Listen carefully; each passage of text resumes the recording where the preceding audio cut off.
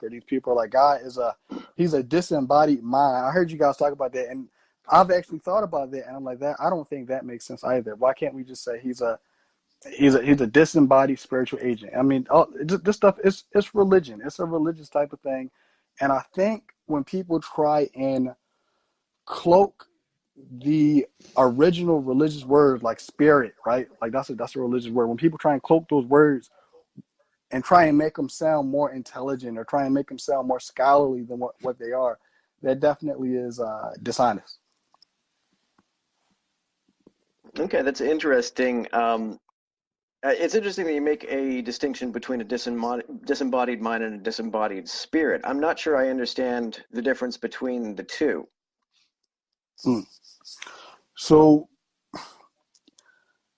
as far as a disembodied mind, and I saw one of your videos earlier, and you had worded it perfectly, where you said something where, in order to have a mind, and you can pick up kind of where I left off, because I can't quote you 100%, but in one of your videos, I would agree with you. You said a mind has more to do with like a material substance. You can't have a mind without an actual body. So when people say God's a mind, it doesn't really make sense. We've never seen a disembodied mind. In order to have a mind, you need a form of biology, and I would agree with you. So as far as a spirit, I could more or less define it to you, but I can't. It's not like I could like give it to you in a jar and paint it red, because like I just said, it's religion. It's religious. It's belief. It's not a science. But so defining what a spirit is, I would say a spirit is like I said, a disembodied agent. I've never seen one. I've never tasted one or felt one, but that's what it would be defined as, disembodied agent. Okay. The term agent is usually used to mean something that makes sort of deliberate choices. Would you agree Mm-hmm. with that definition? Okay. Yes. So Which one no, wants to go?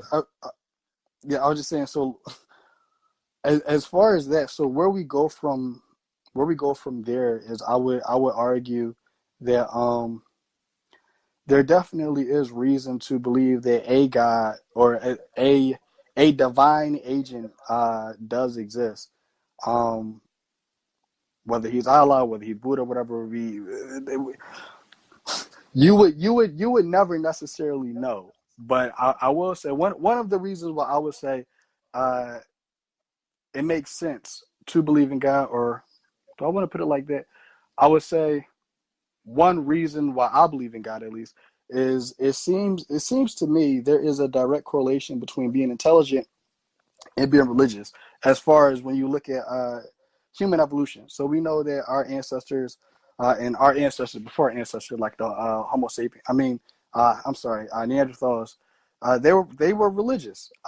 It seems as if when our ape-like ancestors are, Steve, correct me if I'm wrong, but our ancestors that started to first show religiosity were Neanderthals, right? Where they would bury their dead and all that Well, stuff, right? yeah, they would bury the dead, but we don't know if that was for religious purposes or the fact they didn't want wild animals coming around to, kill them. Eat their bodies and stuff like that.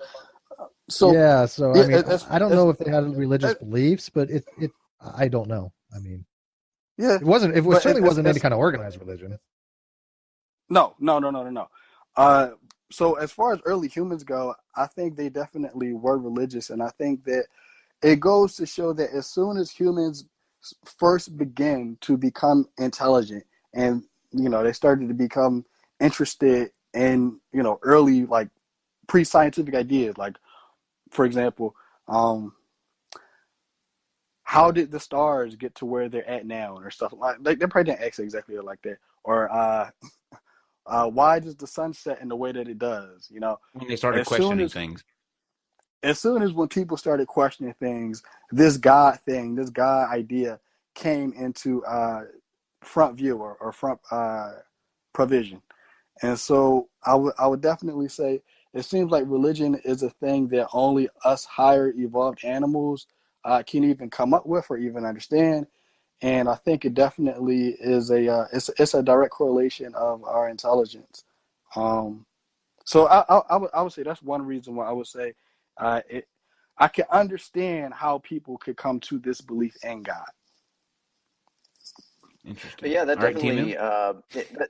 that definitely works as a putative explanation for why people believe it. But it that's not really a justification for the belief. That doesn't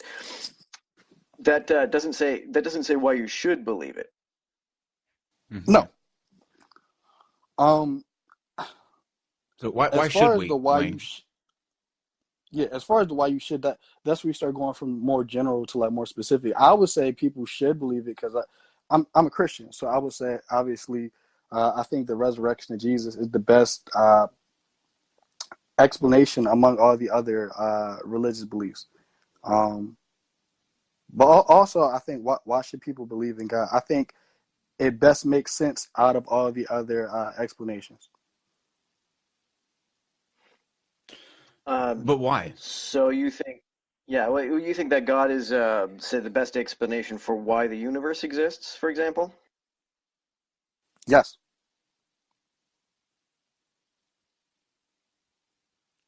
Well, now can you give us some qualifiers, Wayne? Like why do you feel that way?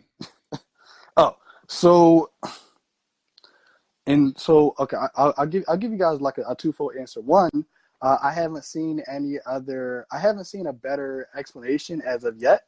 But if I found one, I would be I would be more than happy to take it. But it seems like this God explanation has been an explanation that people have been holding to for thousands of years because I think it's the best among all the others. You have God, you have what's another explanation people have for why the universe exists? You have the multiverse hypothesis, which that's up in the air.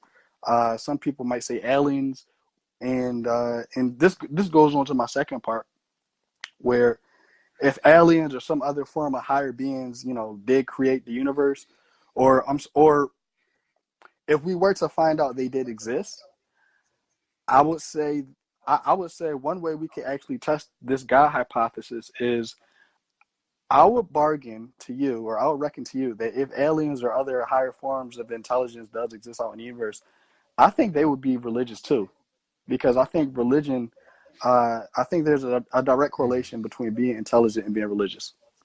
All right, let's I mean, if hold we on right got if we there, got Wayne.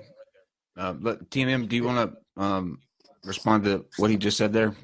There's a glaring thing here, Wayne, and I'm gonna let TMM say what he needs to say, and then me and Steve will kind of go through a little bit. So TMM, if you have anything that you'd like to put in on that. Well, I think before people understood why certain things happen, like why does it rain, the hypothesis that first popped into their mind is because there is some kind of spirit that wants it to rain. Because when we move parts of our own bodies, it's because we want to. And they didn't have any kind of understanding of the mechanics of how the brain interacts with the limbs and things like that. And similarly, they didn't understand the water cycle and things like that. But as we have come to understand that there is a thing like the water cycle, like evaporation and condensation and all that kind of thing, we don't then say, well, that's because there's some agent that wants it to rain. There is a process that carries that out. And that's been the case for so many things that we have said are due to a god or due to a spirit, that it seems like not an unwarranted inference to say that everything else that we don't currently know how to explain will probably turn out the same way. As I think it's Penn that said that everything that we've ever discovered an explanation for has turned out to not be magic. Mm-hmm. And there's one other thing. I think TMM is dead on, but to go deeper in that, Wayne, it doesn't sound to me like you yourself have any good reasons that even you think warrant the belief in God, because what you're giving us is kind of like a broad talking point that we hear on a grander scale, but there's nothing like from you personally, either coming or something that you seems like you hold like steadfast in. You know what I mean? Like, is there anything that you have seen yourself, or that you've witnessed, you felt, you can't explain, anything like that on a personal level that would lead you to believe that there is a God, instead of like in the broad general sense that we were just a second ago? Yeah, no, but I don't think I would need to. The whole thing about God is either you're convinced or you're not. It's more of a very binary thing. Right. And But why are you yeah, convinced? That's what I'm trying to get to. Why are you uh, convinced? You say you're convinced, but why? because to me, it logically makes sense. It logically makes sense that there is this divine, you could say, causal agent or being that created the universe, or else the universe wouldn't exist.